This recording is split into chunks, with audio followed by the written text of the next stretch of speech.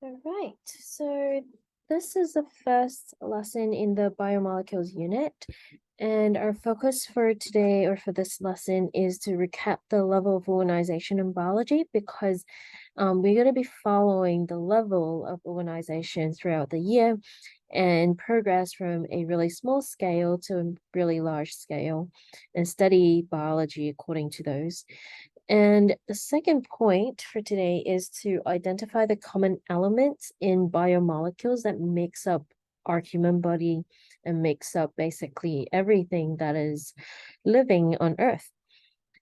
And third is to understand the importance of carbon in biomolecules, the reason why carbon is such a great atom to be used in biomolecules and why is it commonly found in all of them. And the last point is we're gonna look at the four biomolecules: carbohydrate, lipid, which is fat, protein, nucleic acid, and how their composition is like, what are they made up of, and just roughly what they look like chemical wise. Now, the first part of the lesson was to recap the level of organization. We did this activity in class where we kind of have to rearrange the levels in the correct order to see how much you remember from last year. And I'm just going to skip over this part for the video. I think you would have had it in your notes from grade nines already, so I'm not going to go over it. And it's quite straightforward. There's nothing complicated about it. Okay, so when we start to study biology at this not tissue, at this atom level and molecule level, we need to understand what all these terms means because I'm going to be using them. And if you don't know what they actually mean, we're not going to be on the same page. So when we use the word atom, we are referring to one single atom. An atom is the most basic unit of matter on Earth. It has a nucleus right here in the middle, and then it will have electrons surrounding it. Whereas molecules, molecules are made up of two or more atoms that are chemically bonded together. On the left-hand side, I have a water molecule as an example. Now, if two or more elements are sitting close to each other, but they're not chemically bonded, we don't call it a molecule. We still call them atoms because they're not related to each other. When we use the word chemically bonded, it means that the electrons of these atoms are actually shared, or there is some sort of interaction between the electrons of two different atoms, right? Hence, we use the word chemically bonded. Large molecule just means that it's a big molecule. So there are maybe 30 to 40 or even 100 atoms that are chemically bonded together, and therefore we call it a macromolecule. Now, biomolecule falls under macromolecule. Macro just means it's large in size, but biomolecules are all the molecules that are being found in life, in living systems. So those are the terms that we will be using throughout this unit.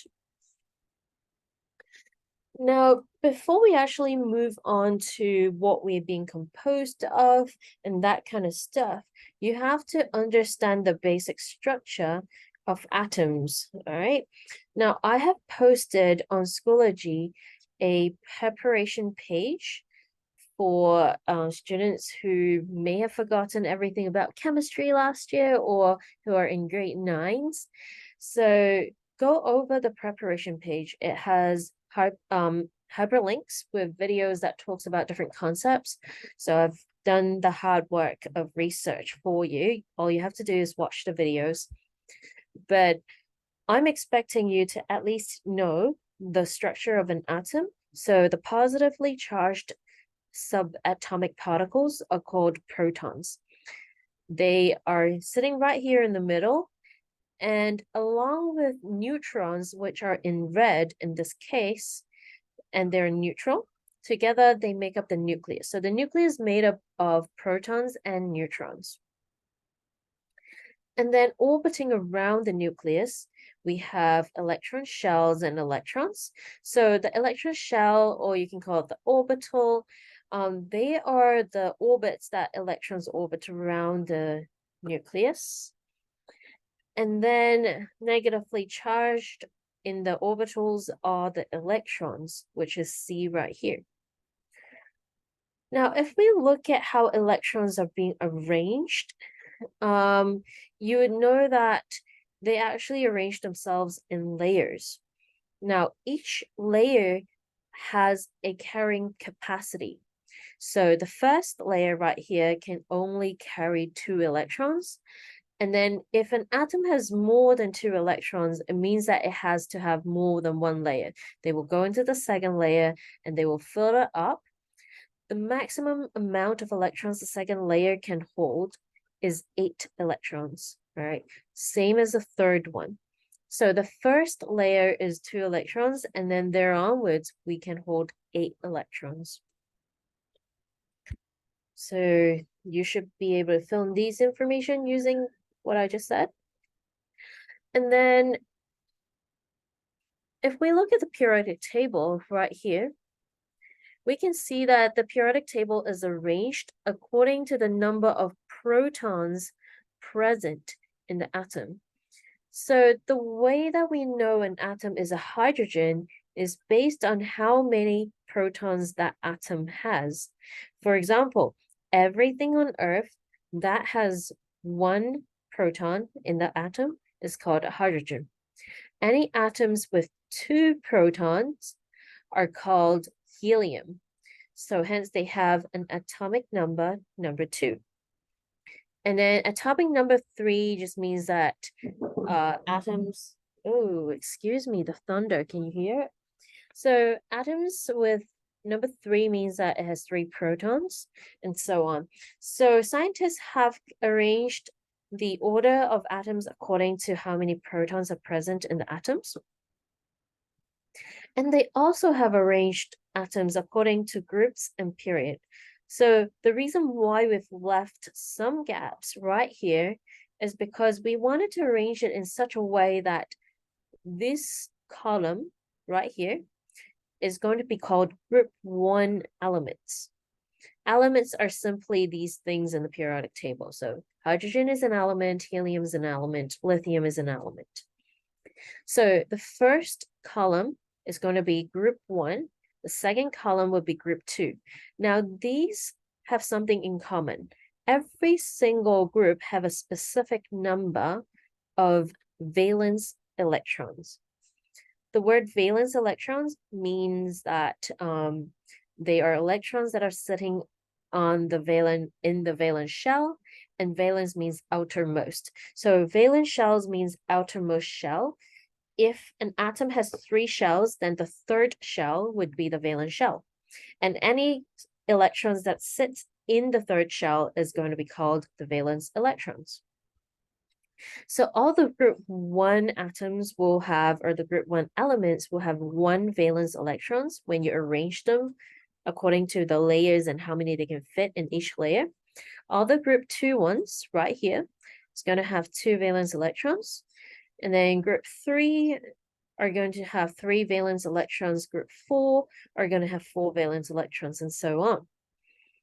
Now, periods are the rows, all right? So the first period or the first row is right here. The hydrogen and the helium are the only 2 elements that is in period 1. Period 2 has lithium, beryllium, boron, carbon, and so on. Now, periods elements share the same number of electron shells. So hydrogen and helium, because they are period 1 elements, they both have only 1 electron shell. Lithium, beryllium, carbon, fluorine, neon, so on, they are period 2 elements, so they have 2 electron shells.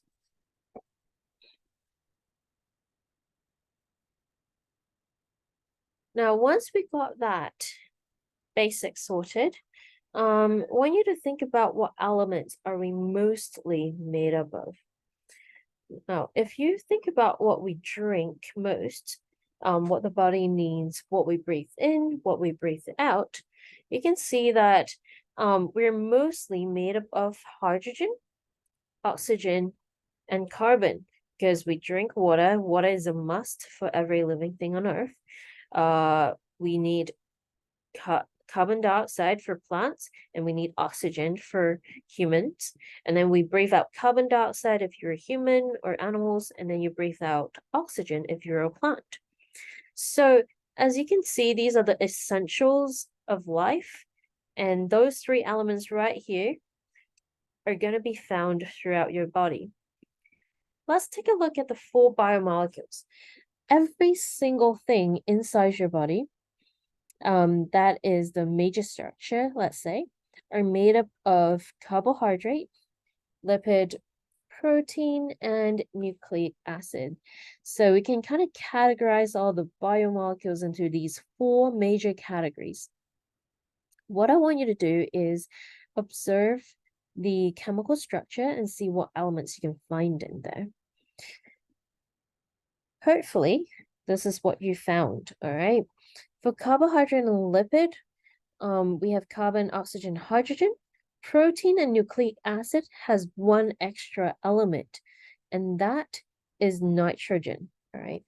In the air that you breathe in, the atmospheric air is composed of 21% oxygen only, and there is 78% nitrogen, I think. Yep, and the 1% that was left over is made up of other gases in very small quantity. So the majority of your air is made up of oxygen and nitrogen. But nitrogen is not found in carbohydrate or lipid. Now, something also in common if you look at these chemical structure is that you can see carbon right here, all right? Carbon's acting as a backbone and the skeleton for all of these biomolecules. And here comes the question. Scientists were thinking, why carbon? Why not other elements? Why is carbon the better option for biomolecules? Now, I always think God is amazing in his design. He used things really, really efficiently. And the major reason why God used carbon was because carbon is a relatively small atom.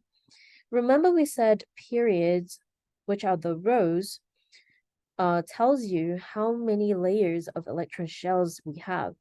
So carbon is right here, period 2, meaning that it only has 2 electron shells as compared to all the other ones down the column, all right? So being a small molecule, it means that you're able to pack a lot of content into a small space. Spatial wise, it's a super efficient molecule. It doesn't take up much space, and you can form a lot of different structure with small molecules, just like what is shown here. So that was your reason number 1. Reason number 2 is that carbon is very flexible about donating or gaining electrons. If you had studied grade 9 foundation science in the chemistry unit, you probably would remember that when chemical bonds are formed, they're basically donating or gaining or sharing electrons with each other. That's what chemical bonds are. Now, every single atom has an ultimate goal. They all want a full valence shell. So the outermost shell can fit a maximum of 8 electrons, and all atoms want to have 8 electrons on the outermost shell, unless you have only one shell, which is going to be 2. Now, the easiest way to have a full shell is to either gain some more electrons to fill it up, or you can lose some electrons and get rid of that outermost shell and be left with the layer underneath, which was already full. Now, there are 2 ways of doing it. If you are an atom that has only one valence electron, as shown here on the diagram, for example, sodium, then naturally it's easier to just lose that one electron and get rid of one layer. rather than gaining 7 electrons to fill it up. So the easiest way is to just lose one. Fluorine is quite the opposite. Fluorine has 7 valence electrons. It's a bit hard to get rid of all 7 of them, so fluorine would be happy to gain 1 electron and complete the electron shell. So that means if you have 1 valence electrons, you tend to lose that. If you have 7 valence electrons, you want to gain 1 more. Same goes with 2 valence electrons, you might want to lose it instead of gaining 6 to have 8. And then if you have 6 valence electrons, you might want to just gain 2 more electrons and make it a full shell rather than losing 2. Now, carbon, if you look at the periodic table, it is a group 4 element. Remember, elements in the group 4 means that they have 4 valence electrons. It's kind of sitting in the middle. If they want a full shell, carbon either needs to donate 4 electrons or it needs to gain 4 electrons, meaning that carbon doesn't actually have a preference when it comes to donating or gaining electrons. It's very flexible about doing both. And hence why carbon is such a good flexible atom inside the body. It's happy to form different types of bonds with different elements. Elements who wants more electrons will be happy bonding with carbon. Elements who wants to get rid of their electrons can also bond with the carbon. Okay, here comes the last reason, which is reason number 3.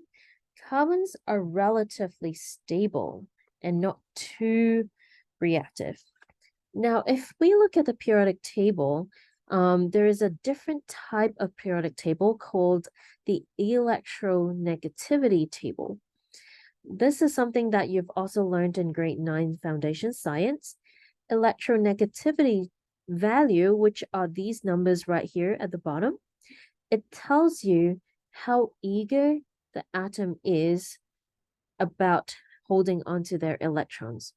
Or you can say, how much do they grab or pull on the electrons when their electrons are in a bond, right? So we said before that when atoms are bonding, they are sharing electrons with each other. An atom that has a higher electronegativity value will pull on the electrons more and drag the electrons more towards itself while it's sharing. Now, if you look at the electronegativity table, if you have a very high or a very low value, that means you are going to be quite reactive because you very much want to get rid of your electrons or you very much want to gain electrons. The value of electronegativity ranges between 0 to 4. Usually the lowest you can get is kind of close to 1 around here. Now you can see carbon sitting at a 2.5. So it's neither really wanting to get rid of electrons, nor does it really want electrons. And that's going to tell you that carbon is a relatively stable, relatively stable atom. However, it's still capable of reacting. Now, if you have super reactive elements inside your body or atoms inside your body, you could spontaneously explode. Let's say if your body is made up of fluorine completely, fluorine is a very reactive thing. So you don't want to have that inside your body because you want stability, but flexibility. And so if we look at all 3 reasons, in the periodic table, the only atom that is small has 4 valence electrons and has a relatively medium electronegativity value would be carbon. All right, so remember group 4 elements are the ones that have 4 valence electrons. And out of this group 4, the smallest one you can find is carbon. Okay, so after we got that sorted, we're now going to move on to different structures of carbon-based molecules. Usually you will see 3 types of carbon structures. You can either see straight chains which a lot of fatty acid are made up of straight chains looking like this. Or you can have branched chains looking like that, or you can have a ring structure looking like this, right? I'll let you read the notes on your own, but I'm not going to ask you to remember these side notes, all right? You don't need to remember what acid has a straight chain or things like that. Now, other than the carbon chain or the carbon rings, we also have different number of bonds between carbon and other atoms. So we can have single bonds, which is shown right here, or you can get double bonds looking like these. Carbon dioxide is a very typical double bond structure. And then you can also get a triple bonded carbon, all right, looking like this. So hopefully by the end of this lesson, you're able to do the following.